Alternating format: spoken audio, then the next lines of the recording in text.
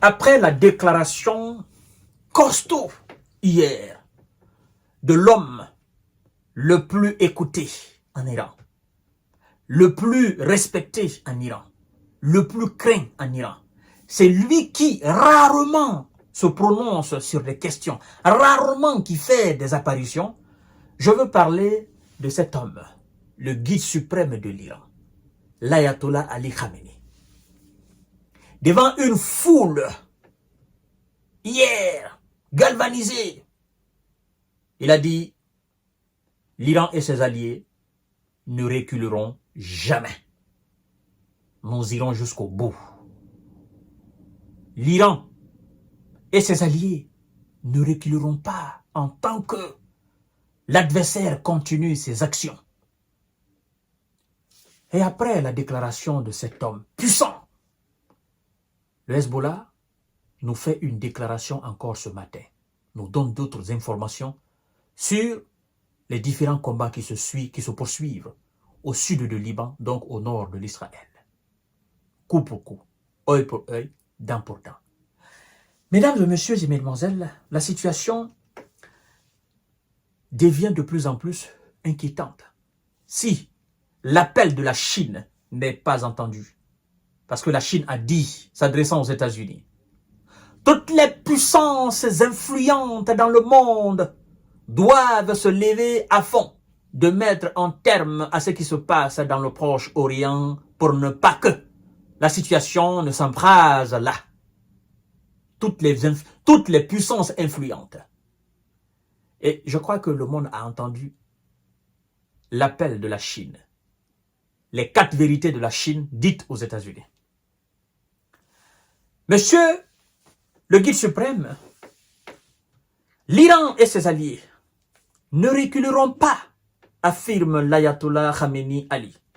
Le guide suprême d'Iran, l'ayatollah Ali Khamenei, a prévenu vendredi que ses alliés, principalement le Hezbollah libanais et le Hamas palestinien, poursuivraient le combat contre l'État hébreu, qui a mené de nouvelles frappes les visant au Liban et à Gaza. Je continue. Les alliés de l'Iran ne reculeront pas, a lancé l'ayatollah Khamenei dans une grande mosquée de Téhéran. Dans un rare discours à l'occasion de la prière hebdomadaire après l'attaque de missiles lancés mardi par l'Iran contre l'Israël. En fait, c'est quelqu'un qui parle rarement. C'est quelqu'un qui apparaît rarement sur les écrans. C'est quelqu'un qui accorde rarement des interviews. Et quand c'est comme ça, à chaque fois qu'il parle, il est écouté.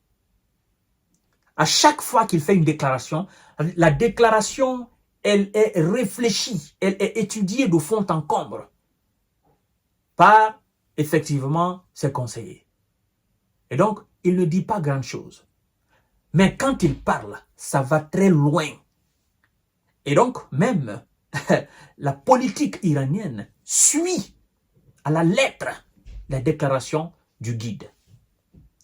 Mesdames et messieurs et mesdemoiselles, et donc, le Hezbollah nous fait cette déclaration ce samedi.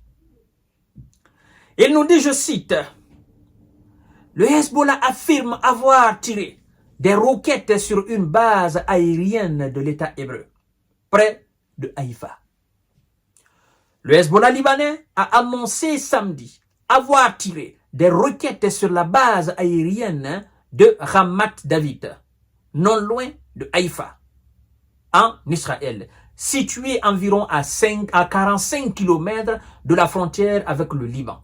Dans un communiqué, le mouvement islamiste pro-iranien affirme également avoir touché avec un missile un char Merkava de l'État hébreu dans le sud du Liban, près de la frontière. Vous allez vous poser la question, mais à 45 km, évidemment, ils ont des missiles, ils ont des roquettes, ils ont des armes. C'est une armée complète. Il faut que vous compreniez ça. Eh oui, c'est pas une organisation à la ramasse. Non, non, non, non. C'est une armée complète qui a les moyens, qui a l'argent, qui a les hommes. C'est pas 2000, c'est pas 3000, ça va au-delà de cela. Et il y a toujours de nouveaux candidats et de nouvelles candidates. Parce qu'ils estiment qu'ils se battent pour une cause juste, une cause légitime et légale. Eh bien, évidemment, de l'autre côté aussi, comme je vous ai dit la fois dernière, eux aussi se disent qu'ils se battent pour une cause juste, légale et légitime. Et quand c'est comme ça, ben, nous ne pouvons qu'observer et implorer le Dieu, le Seigneur de la paix, pour qu'il nous ramène la paix dans cette localité-là. Alors, mesdames et messieurs, le même Hezbollah fait état de combats au sol au Liban. Dans le sud du Liban, les soldats de l'ennemi parlant de l'État hébreu ont tenté à nouveau d'avancer vers les environs de la municipalité du village d'Adaïser, effectivement, et les affrontements se poursuivent, a déclaré le Hezbollah tôt samedi dans un communiqué. Après avoir contraint les soldats de M. Benyamin à battre en retraite dans cette même zone. En fait, lorsque vous voyez cette partie, le sud du Liban, qui constitue le nord de l'Israël, sur la carte, ça semble très petite. Mais dans la réalité, en fait, vous savez, les cartes là, c'est la réduction maximale. Hein. Donc, dans la réalité, le coin quand même est beaucoup plus large. Et donc, tout se passe là. Et vu que les gars de M. Benyamin ont aussi effectivement des armes de longue portée, ils peuvent rester là, faire des frappes aussi sur Beyrouth. Beyrouth aussi qui n'est pas très loin effectivement de cette partie aussi du sud. Voilà. Donc, mesdames et messieurs, voilà un peu. Et donc, ça veut dire quoi? Le guide assume. Ils n'arrêteront pas. Même s'ils sont pour un cessez-le-feu. Parce que le ministre des Affaires étrangères iranien était en Syrie. Il a réitéré aussi leur engagement. Il a réitéré leur engagement et leur combat aussi pour un cessez-le-feu. Il dit qu'ils sont véritablement partants pour un cessez-le-feu. En fait, eux, ils mettent la diplomatie devant. Ils se disent, ben, la guerre n'arrange absolument rien. Mais puisque l'adversaire n'entende que le son des détonations, ben, nous allons parfois les envoyer pour qu'ils comprennent que tout ne leur est pas permis.